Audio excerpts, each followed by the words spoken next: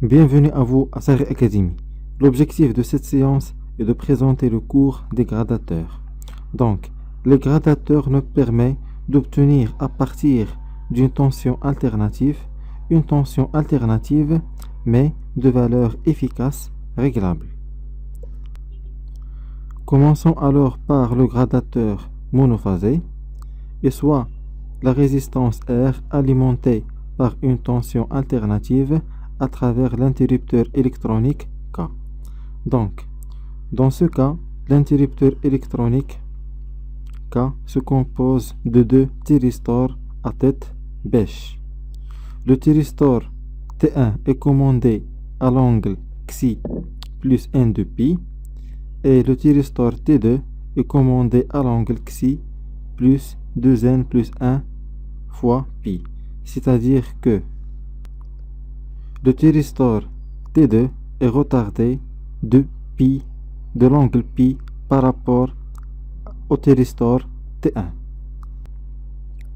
On a vu précédemment au cours du réducteur que le thyristor est commandé à la fermeture, est réversible en tension et unidirectionnel en courant. Donc l'association de deux thyristors nous permet d'obtenir un interrupteur K réversible en tension et en courant, et bien sûr commandé à la fermeture. Donc c'est clair? On passe alors au cas de la charge résistive alimentée par la tension alternative à travers l'interrupteur K qui se compose de deux thyristors tête bêche. Donc le thyristor T1 est passant durant l'alternance positive, c'est-à-dire lorsque T est compris entre 0 et pi, on a le thyristor T1 qui est passant. Mais à l'instant de l'impulsion du courant du gâchette, c'est-à-dire à l'angle Xi. Donc à partir de l'angle Xi. Donc la forme de la tension et du courant est la suivante.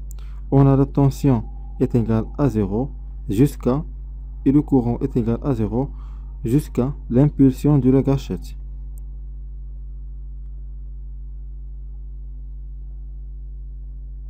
Et de la même façon pour la tension. Donc je pense que c'est clair. Durant l'alternance négative, c'est-à-dire lorsque T est compris entre pi et de pi, on a le thyristor T2 qui est passant. Mais à l'angle de l'impulsion de la gâchette, du courant de gâchette, c'est-à-dire à Xi plus pi.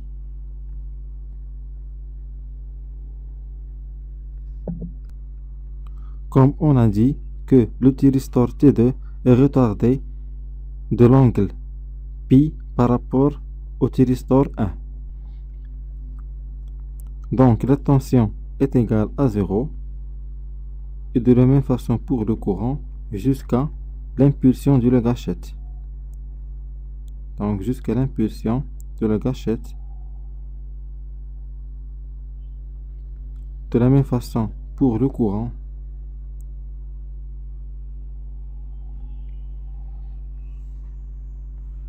Donc j'espère que c'est clair pour vous. On passe alors au calcul de la valeur efficace. Donc on a la formule de la valeur efficace, US au carré est égal à 1 sur T, l'intégrale de 0 à T, Vs de T au carré dt.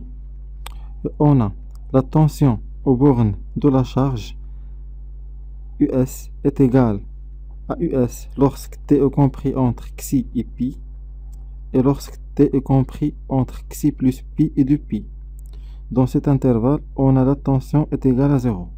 Donc on va calculer l'intégrale entre, c'est-à-dire 1 sur T, l'intégrale entre Xi à pi Dans ce cas, Vs est égal à U de t dt, donc plus l'intégrale de xi plus pi à 2pi ut au carré dt.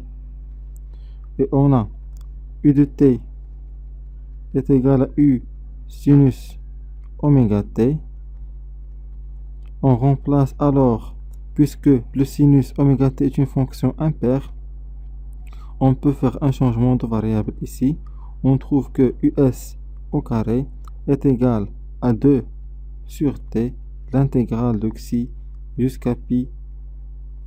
On remplace alors u de t, donc u carré sinus oméga t dt au carré. On fait alors le même changement de variable qu'on a fait pendant le cours de le dresseur. Donc on pose x est égal à oméga t. Donc ceci implique que dt est égal à t sur 2pi dx. Donc et on remplace, on trouve us au carré est égal à t divisé par t, l'intégrale de xi à pi u carré sinus x au carré. On remplace dt par t 2pi dx. Donc on simplifie, on trouve que us au carré est égal à u au carré divisé par pi, l'intégrale de xi jusqu'à pi sinus x au carré dx. En utilisant les formules trigonométriques, on trouve que us est égal à u carré divisé par pi, l'intégrale de xi à pi fois 1 moins cosinus de x divisé par 2 dx. Donc ceci implique que us au carré, on remplace u max par racine de u efficace au carré divisé par pi, donc fois 1 sur 1 demi, la primitive de 1 c'est x, la primitive de cosinus de x c'est moins sinus de x divisé par 2, donc entre xi et pi.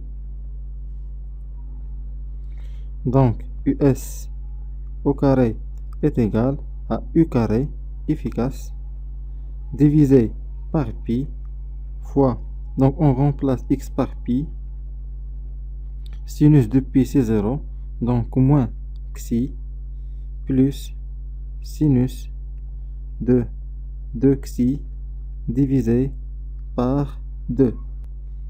On simplifie alors par pi, donc on trouve que us au carré est égal à u efficace au carré, facteur de 1 moins xi divisé par pi plus sinus de 2xi divisé par 2pi.